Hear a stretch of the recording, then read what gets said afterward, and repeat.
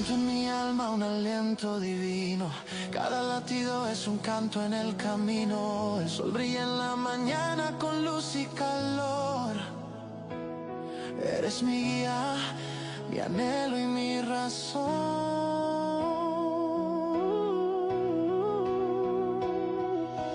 Hola, muy buenos días, qué gusto, qué alegría estar de regreso nuevamente con cada uno de ustedes para meditar juntos la palabra de Dios. Te damos la bienvenida a este espacio donde vemos muchas personas, muchos hermanos en Cristo que reconocemos el enorme beneficio de leer y de meditar las Escrituras. Y como sabrás, pues bueno, ya terminamos de meditar la primera carta del apóstol Pablo a los Corintios. También ya terminamos de meditar uno de los profetas menores, el profeta Jonás. Y hoy vamos a comenzar a meditar el libro de Nahum. Y en esto nos podemos dar cuenta que la perseverancia, la verdad, nos hace dar un muy buen avance en nuestras vidas espirituales, pues tan solo con meditar entre 8 o 12 versículos diarios, nos damos cuenta que tuvimos un buen avance. Y eso nos da muchísimo gusto y les felicitamos por esa perseverancia. Ya estamos a 25 de junio y hoy tenemos como título Fortaleza en la angustia. Y vamos a meditar los primeros 8 versículos del libro de Nahum. Vamos a prestar mucha atención para saber qué es lo que el Señor quiere hablar a nuestras vidas. Dice de la siguiente manera: Profecía de Nínive, libro de la visión de Nahum de Elcos.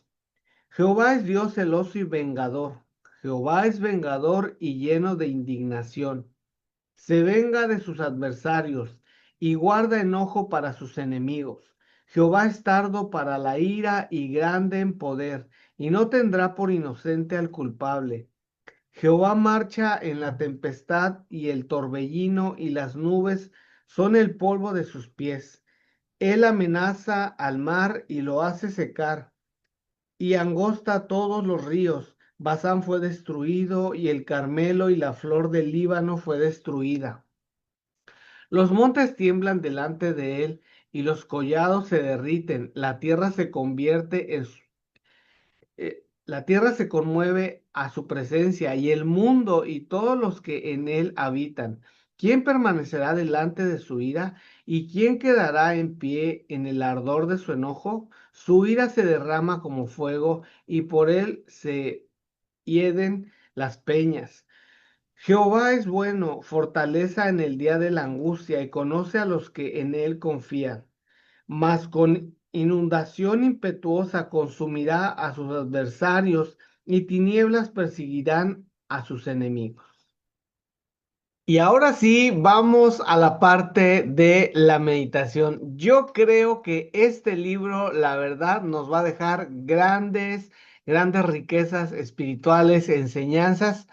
Pero, sabes, antes de iniciar la meditación, creo que cuando conocemos el contexto de lo que estaba sucediendo en aquella época, vamos a entender mucho mejor lo que acabamos de leer. Por eso, cada que iniciamos un libro diferente, me gusta rodear la meditación del contexto, a veces cultural, geográfico y cosas que estaban político, que estaban sucediendo en aquella época. Y bueno, el libro de Nahum fue escrito aproximadamente en los años 663 y 612 antes de Cristo. El nombre de Nahum significa consuelo o consolador. Aunque su mensaje parece duro y anuncia juicio, en realidad fue un mensaje de consuelo para el pueblo de Judá. Y luego, bueno, vamos a ver lo que hace un momento te estaba mencionando y qué es lo que estaba pasando en aquella época, en aquel tiempo. Bueno, el imperio de Asiria era la potencia mundial dominante. Y tú puedes decir, ¿qué tiene que ver aquí el imperio de Asiria? Bueno, su capital era precisamente Nínive, una ciudad enorme, rica y poderosa. Los asirios eran conocidos por su extremada crueldad cuando conquistaban naciones, practicaban torturas, ejecuciones públicas y deportaciones masivas. Muchas veces o muchas naciones vivían aterrorizados por ello. Y bueno, ya sabiendo esto, pues podemos entender, vamos a poder tener más claro lo que leímos. Un dato importante es que aproximadamente 100 años antes, Dios había enviado al profeta Jonás. Sí, precisamente el libro que acabamos de meditar la semana pasada. Y bueno, entonces el Señor envió a predicar a Jonás al pueblo de Nínive. En aquella ocasión, los habitantes, todos lo recordamos, se arrepintieron. ¿Y qué fue lo que pasó? Dios les mostró misericordia. Sin embargo, con el paso de las generaciones, volvieron a su violencia, a su idolatría y su maldad.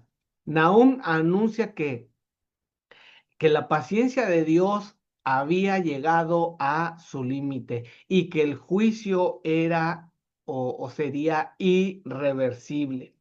El libro nos enseña dos verdades que parecen opuestas, pero que en realidad no es así, pero podemos ver que armonizan perfectamente y conviven perfectamente en Dios. Número uno, Dios es paciente y misericordioso. Eso no lo podemos negar. Y número dos, Dios también es justo y castiga el pecado. Si nosotros no tenemos ese equilibrio, si pensamos que solamente Dios es bueno, que solamente Dios es misericordioso y no vemos la otra parte, pues entonces la gente tiende a no temer a Dios, a burlarse de Dios, a creer que puede hacer lo que quiera sin que tenga ninguna repercusión. Y cuando nos inclinamos también al otro lado de la balanza, donde sabemos que Dios es justo y Dios castiga el pecado, bueno, si solamente nos inclinamos a esa parte, podemos concebir a un Dios muy severo, muy duro, falto de misericordia. Así que las dos nos ayudan bastante bien.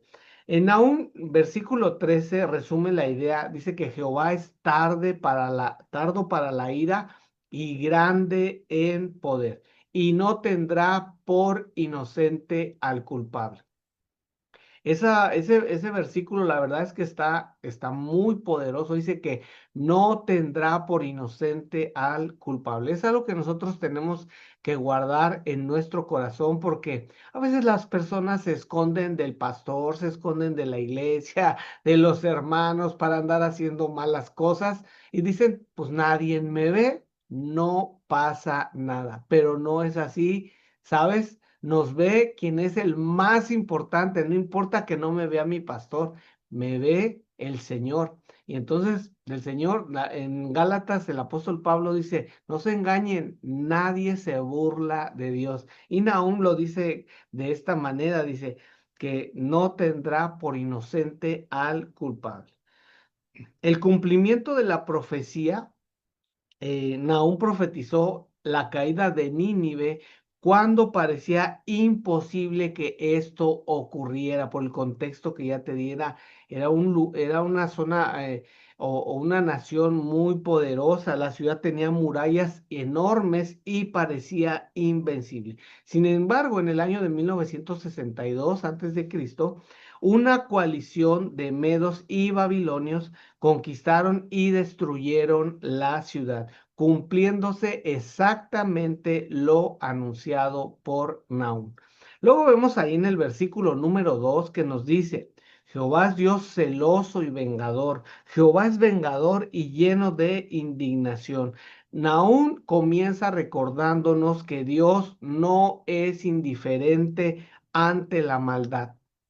Cuando vemos injusticias, violencias o personas que parecen actuar impunemente, podríamos pensar que Dios no está observando, pero en realidad no es así.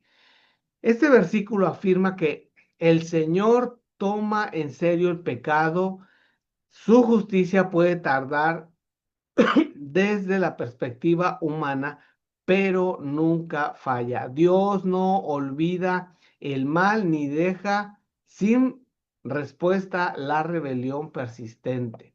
Luego en el versículo número 3 nos continúa diciendo Nahum, dice, Jehová es tardo para la ira. Qué bendición de verdad escuchar esto.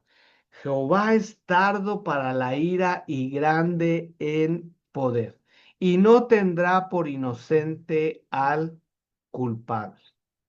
Saber que el Señor es tardo para la ira, amados. O sea, Dios no está esperando que nosotros fallemos para enviarnos un rayo, para castigarnos inmediatamente, porque Él se goza y se deleita en vernos sufrir. La verdad es que no es así. El Señor es tardo para la ira, pero también su paciencia se agota.